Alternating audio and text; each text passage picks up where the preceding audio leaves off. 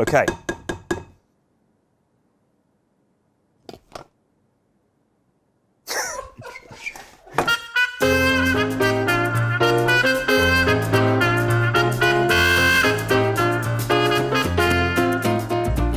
What's that up there?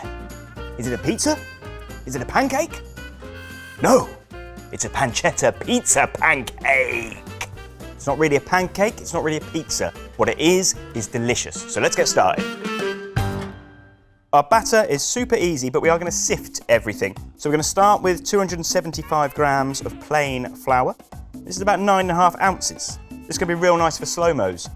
As I'm talking now, you're probably getting some little nice slow-mo shots of the sifting flour just falling down, looking cool. This is going to be a kind of American/Canadian, big, fluffy pancake. We're also going to sift in 10 grams, about 2 teaspoons of baking powder, caster sugar, about 80 grams, or superfine sugar if you're in America, and about 2/3 of a cup. This is also going to get sifted. So by sifting our ingredients, as well as kind of aerating everything and making our batter much fluffier, much airier, it's also going to make it much easier not to over-mix. That's cool, set that to one side.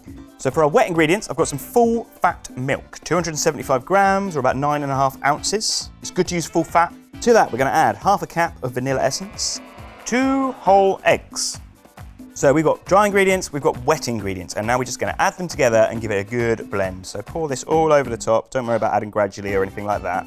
So we're going to blend this with a hand blender. You can do this with a whisk if you wanted, if you're feeling mad muscular, or even on kind of a thing with a whisk thing. Let's start again. Hand blender. Tends to mean that you get a nice aeration in there and you don't overmix it. As we were talking about earlier, that's important. Just want to make sure everything's incorporated, no dry bits. It's kind of smooth. It's not super smooth yet, but that's okay because we've got one more thing to add. 80 grams, or about 2/3 of a cup of melted butter. We want to add that gradually. If we add it all at once, it's going to kind of split the batter a little bit. There is our pancake batter. Now we're going to cover that. We're going to leave it to rest in the fridge overnight. You don't need to do that. You know, if you're in a rush or you just, I want a pancake pizza now, then you can do that. But a little bit of a rest time just gives the baking powder time to do its ting and just makes it a bit more aerated, a bit nicer. We have rested our batter. Our batter now looks like this, exactly the same, just in a smaller bowl. So I decided to put it in the fridge in a smaller bowl. So our 8-inch pan has been greased with a neutral oil, and now we can line it with some sliced pancetta. And you can overlap them, because when we start to cook the pancetta, it is going to shrink and shrivel down a little bit.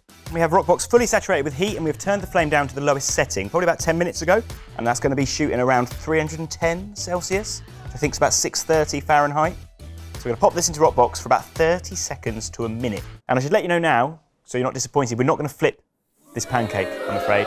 So after about 30 seconds, 40 seconds, we'll see this kind of bubbling and this wrinkling of the pancetta. At that point, we can add our pancake batter. So I've got 2 big ladles here, which comes in about 350 grams for the 8-inch pan. So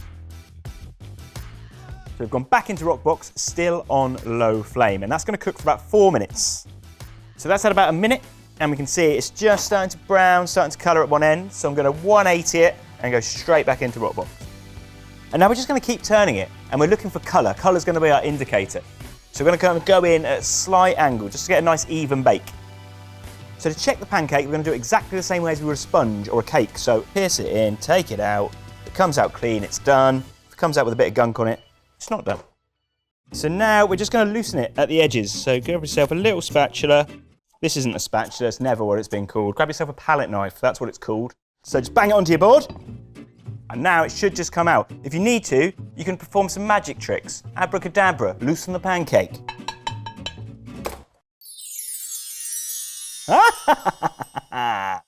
In this pan, we're going to make some maple butter. We're going to pour that all over the top. Kind of 40 grams, 50 grams of unsalted butter. And about the same of maple syrup. Can I pour that out of this? And this is going to go back into Roccbox. Once it smells like you want to eat it, that means it's ready. Then we're just going to spoon this gooey mapley butter. What I love about this is that everyone that gets a bit of this is going to get an equal amount of pancake, pancetta, maple and butter. Everyone's getting the same thing. There's no arguments at the table, and I just want to eat it now. I'm just going to eat it. This is great. It's really light.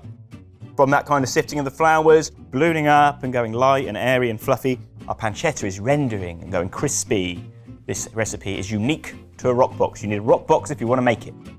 The best pancake pizza you will ever try. It might be the only pancake pizza you ever try. I don't know. Make it, hashtag us. I think if everyone that watches this makes it, we can probably change the world with pizza, and that's an exciting thing.